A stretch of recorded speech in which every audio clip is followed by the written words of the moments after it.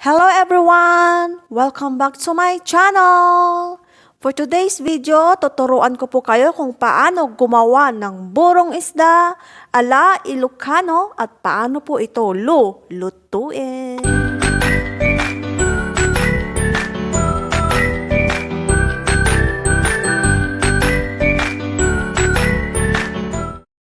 Tara, simulan na po natin. Gumamit po ako ng bangus na isda.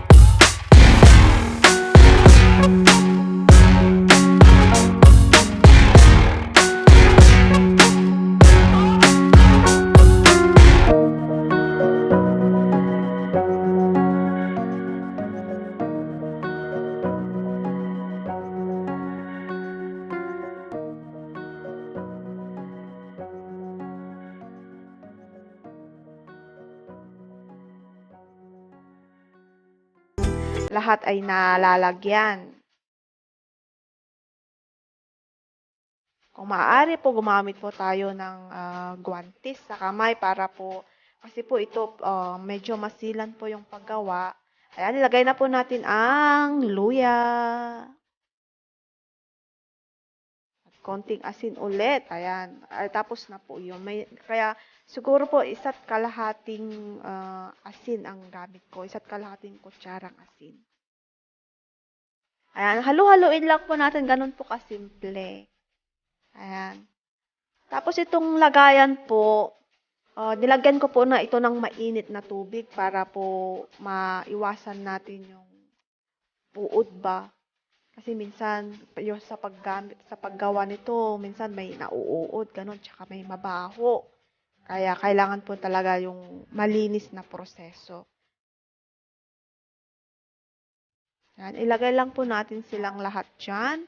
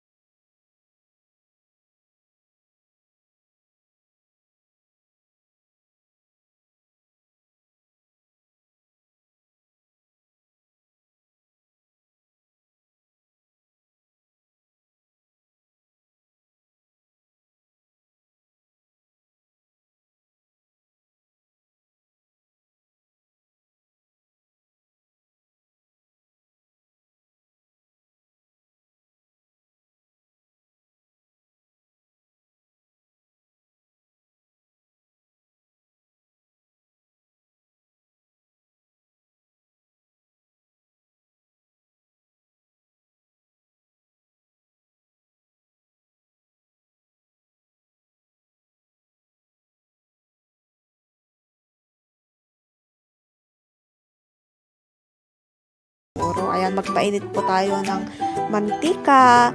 Medyo kailangan po natin dito yung madami-daming mantika kasi po yung kanin sumisip-sip ng mantika. Ayan. Kaya kailangan po natin ng medyo madami-daming mantika. Ayan, igisa na lang po natin.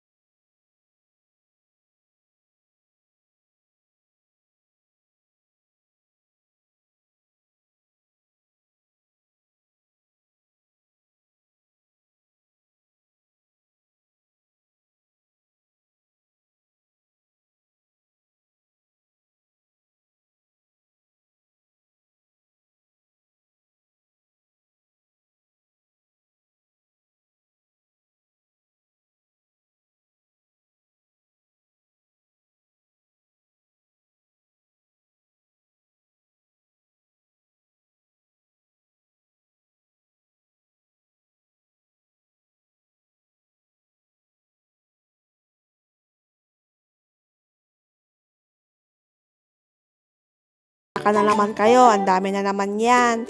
Pwede pong iimbak yan sa ref. Iimbak natin po kung may mga gulay-gulay nating pwede nating sausawan. Tingnan ninyo po, wala na po yung mantika, di ba? Hintayin na lang po nating maluto siya ng ano pa nga tawag dito, yung isda natin ay separate each other. Ano ba yun?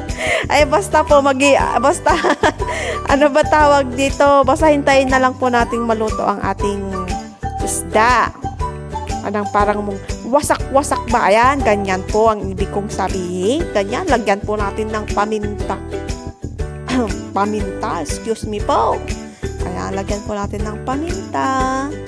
Ayan. Then, ready to serve. Masarap po itong i-partner sa mga nilagang gulay gaya ng okra at talong. Sana po may natutunan kayo sa akin. Thank you guys for watching. See you on my next vlog. And don't forget to like, share, comment, and subscribe. Bye!